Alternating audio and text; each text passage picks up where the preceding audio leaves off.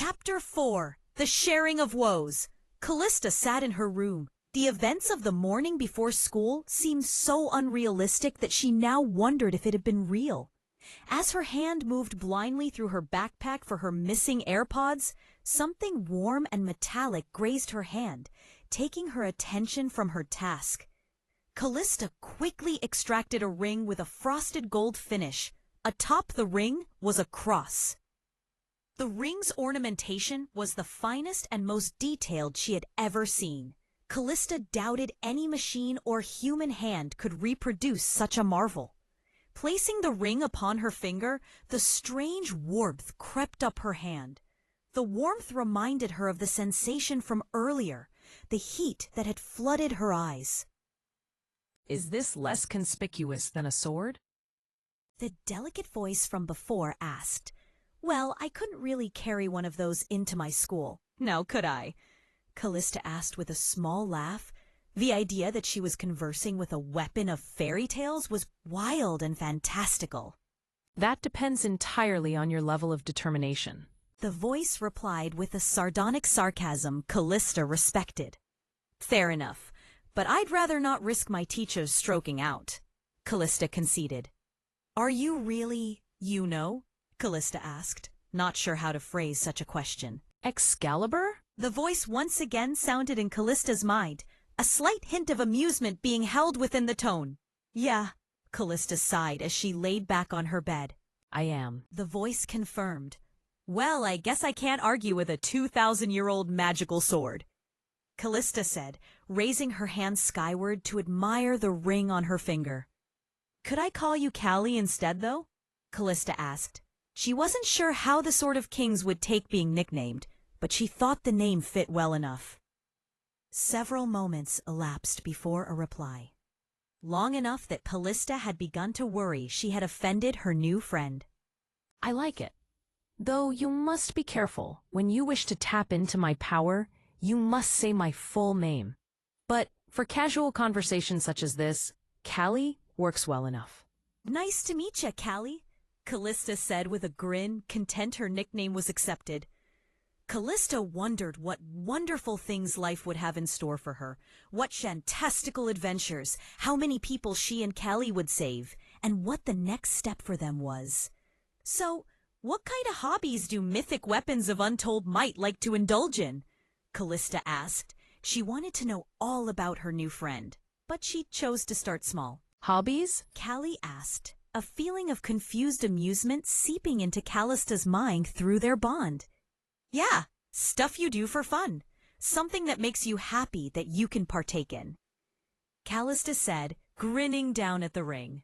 I've always enjoyed the feeling of triumph, of conquering a mighty foe for the furthering of one's ideals, Callie said, the ghosts of memories making their way into Calysta's mind, memories of her being held up in victory by a man with blonde hair, crowds of armed men clad in metal and gore cheering.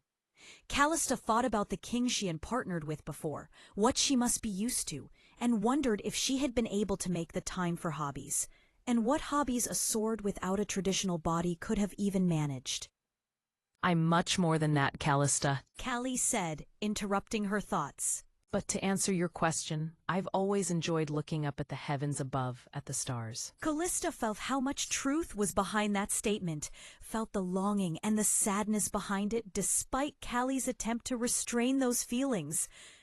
That sounds like a lovely hobby, Callie, Calysta said as she did her best to push a feeling of understanding and kindness into their bond. You needn't try to display your feelings to me. I can feel your intent just fine. Calysta felt the warmth of embarrassment grace her cheeks as she opened her bedroom window. I just thought I'd cheer too. Only expecting you to unveil yourself would be unfair. The cool metal of the window frame felt glorious on Calysta's bare hand as she stepped out and onto the roof of her house. The chilled night air assaulted her loose hair as she sat at the highest point of the roof. It wasn't exactly a warm summer night, but her lack of a jacket wasn't entirely torture. They're bright tonight, Calysta said, looking up to the stars. She didn't know if it was the fact she had saved that little boy or if she had made a new friend, but the stars staring down at them seemed brighter than usual. Calysta looked down at the ring on her finger. It had begun to radiate a gentle warmth, and the metal began to glow as though it had become heated. "Callie?" Calysta asked, as the ring burst into flames, brilliant non-burning flames of gold and orange that swirled in the winds before taking the shape of a bird. The bird of living inferno was about the size of an eagle and stared into Callista's eyes, the heat of the bird never burning her or the roof, but rather producing a far-reaching, pleasant warmth. Told you, I'm much more than a mere sword, Callie said as the bird perched next to her. "So you are," Calysta said with a smile as she and Callie looked to the endless expanse of space above them, together, the gentle flow of nostalgic memories flowing between them. Images of the blonde man and Callie sitting in a way not too dissimilar to this, watching the same stars. "Do you miss him?" Calysta asked. Every day, Callie said simply, her boundless sorrow seeping into Callista's mind. The feelings of losing a long-lived bond and memories of her father came flooding back to the forefront of her mind. Do you miss him? Your father, that is? Calysta realized her memories must have been shared between their bond.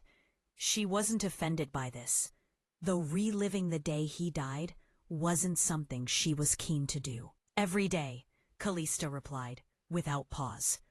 She did her best to remember who he had been before the accident a year prior. Would you tell me about him?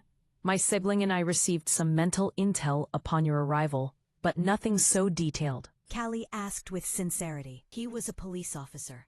He always wore his best smile. I always thought he could do anything. One day he went chasing after a thug that had taken someone's purse. The guy had gotten in a car already, and instead of swerving around Dad, he went through him." A familiar warmth flooded Callista's eyes, and she fought back tears. I'm sorry for your loss, Callie said, a spark of embarrassment being mutually shared between them. "It hurt for a really long time. It still hurts. He didn't go immediately. He stayed in a coma for weeks, fighting to not leave us. But in the end, he didn't make it." Calysta finished as she wiped the tears from her face. A long, contemplative pause enveloped the conversation. Do you hate him, the man that killed your father? Calysta thought about this. She did hate the man, hated him for what he had done to her father, hated his disregard for others. But Calysta held strong to the idea that anyone can be redeemed if given the opportunity. "A little, but it's not like I'd give him the death penalty or anything. I just wish he had faced the consequences for his actions." Calysta looked to the stars, burning like embers in the sky. The stars that had been long before her and would be there far after her life ended. Your will truly is indomitable. Even after such wrongdoing, you are still able to see value in this person's life. I can see why you were the one brought to Avalon. She wondered if that was true. It wasn't an opinion she would ever be able to voice to her mother, but she was glad to have someone willing to listen. "On another subject, what was he like?" Calysta asked. He? Callie responded with curiosity following her words. "King Arthur," Calysta blurted out. She wanted to know about Callie's past, get to know her new friend, but she realized upon vocalizing it that it might be painful for her to relive, just as the previous conversation had been for her. Idealistic and a tad clumsy. Just like yourself, he had a tendency to become overly excited about the smallest details. Callie said, several images of a blonde boy about her age, tripping over things and spazzing out, slipping into her mind. Feelings of sadness and amusement followed from Callie. "Should I take that as a compliment or nah?" Calysta asked, with a grin, but the feelings radiating from Callie told all that needed to be said. It was the highest compliment she could give.